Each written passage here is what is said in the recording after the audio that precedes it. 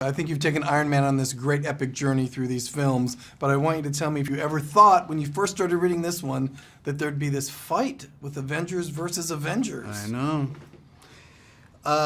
Well, I want to say, you know, I had it all mapped out in my head. I've been on the whole roller coaster, you know, for years and years now. It's just been great. I think we're going into our 10th year. I remember the comic book series Civil War, and I thought, man, if we could pull that off, that'd be swell. But I didn't. It was never really in the docket of like, this is a definitive gonna happen Marvel movie. So no. I think sometimes people take roles in like a Star Trek movie and then they're sitting in that makeup chair for 3 hours every morning. Yeah. Was there a time when you got to the set this time that you said, not the suit again? Or is it fun to put it on? Well, what I realized is there is safety, fun, and relief in numbers because, for instance, I'm sure that Chris would tell you that he's in every shot of the movie practically.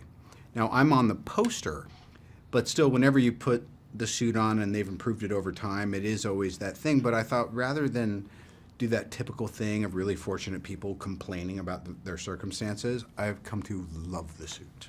I think that's great. Yeah. It's the right attitude to have. I look at you putting on the suit or it goes on all over you. I just wonder if that brings the 9 or 10-year-old Robert out in you in those moments where it just is kind of cool. Do you see it through a kid's eyes? I do, and also, you know, now there's kids that are visiting the set for a bunch of different reasons. So, and back on the second Avengers, the Age of Ultron that we did before this, my son Exton was visiting the set, and he was going bananas for all the Hawkeye stuff, and you know, he's kind of over it now because he knows that Dad's deeply invested in it, so it's a little bit less, you know, numinous to him. I just like that the wonder is still there. Yeah. So we know you play a great Iron Man. What do you think makes Chris Evans a great Captain America? I really couldn't imagine anyone else in that role. And from the first outing, I think also it's probably the highest degree of difficulty of all the superheroes in the Marvel world to get right. And so I think there's just a certain confidence and humility you had to have going in. And Chris has gotten more and more detached from his own neurosis or judgment as the years have gone by. I mean, initially you're like, oh my God, the thing with the shield and what if, and then once it was so embraced by, you know, the movie going public, I think it's really, it's also afforded him the opportunity to do a lot of other stuff he wants with, you know, directing and all that. So, you know, he just has a great, first of all, to look good in that helmet is like, I don't know, they should have done like a random like facial pattern search, you know? It was just the right guy for the job. Tony Stark does a flip-flop when he sides with the government. As an actor, how did you approach making that change seem grounded and intrinsic for the audience? Well, it's funny, I was thinking a couple days ago in Iron Man 2, I'm saying that the government can't have the suit and it's my private property and all that stuff, and now I'm saying we got to sign it all over. But I think about it, I was just relating to it as it just being a function of age, like the things you're so determined and passionate about in your 30s and 40s, when you start looking at the back 9, you're like, or maybe I'm entirely wrong, you know, because you don't really have the time and energy to stay as rigid, you know. And you say 30s and 40s, but this movie takes you back to when you were a teenager. I want that camera in my life every day. I know. That's great special effects. Right, but it's kind of like, it would be like some healthy hallucinogen wearing off, and then you're like, oh no, the real world again. Yeah, I don't even want to know how they did it. There is this spectacle and this grand scale of things, but there is this human conflict in the movie, and that's what I kept writing down in my notes, that it just seems so much more real than a lot of movies like this. So did you tell me about that human conflict and then the conflict you have to deal with Steve Rogers, which is pretty emotional in this film? Yeah. Well, again, I mean, there's so many people to credit. There's the way Jon Favreau set up just the first Iron Man movie, that it seemed like anything that's going to hinge off this world, we're going to pretend that somehow or other it could belong in this world. And then from the first Avengers film, Joss Whedon was, to his credit, and Marvel and Kevin and everybody they're like, all right, we just want to kind of feather this in and lightly insinuate that there's going to be trouble down the road.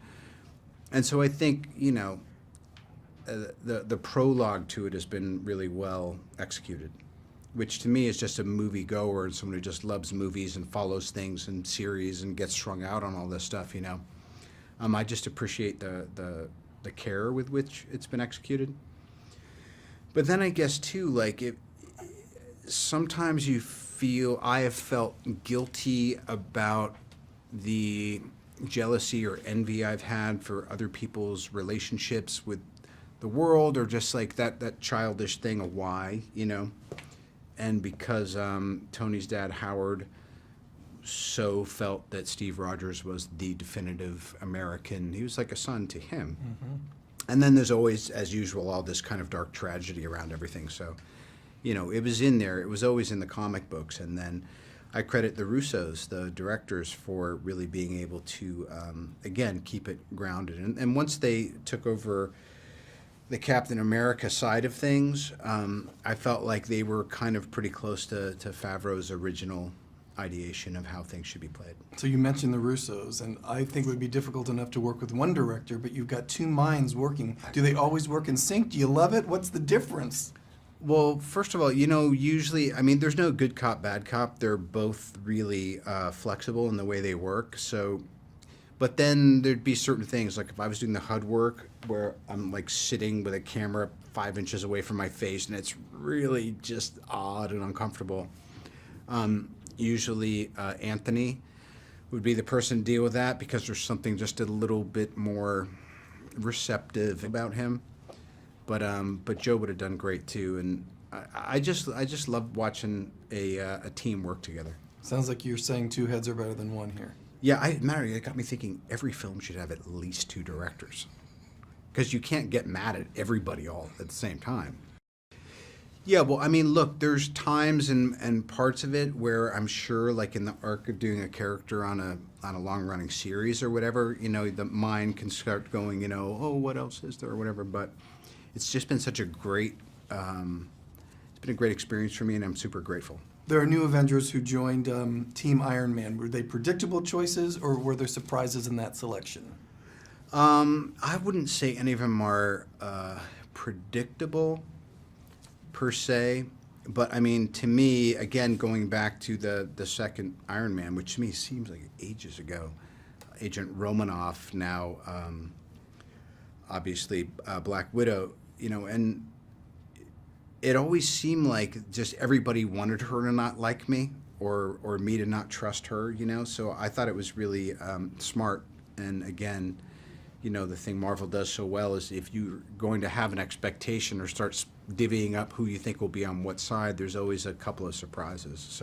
So we have Black Panther in the movie now. What do you think Yes. of that introduction, and what do you think Chadwick Boseman brought to the role? I, without taking away from anything else, I think it's the most exciting thing that's happened in the history of the universe, because there was enough space and enough success to go and say, well, really, how do you explain the Marvel universe in its entirety, and how it's evolved over time? And so, just coming from such a technologically advanced country, and being someone who very much has his own agenda, and then there's just Chadwick himself, who to me is such a dynamic just guy, and obviously a great actor, but I think it's a super inspired piece of casting.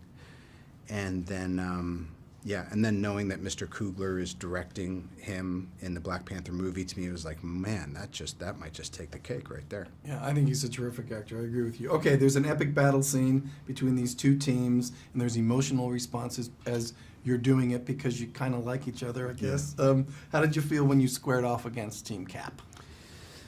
Well, part of it is, and I hate to say it, it's a very Western thing. When you're on a team, you're on a team, kind of like a platoon, and automatically, if you're looking over the trenches at anything else, you tend to get in that kind of competitive spirit.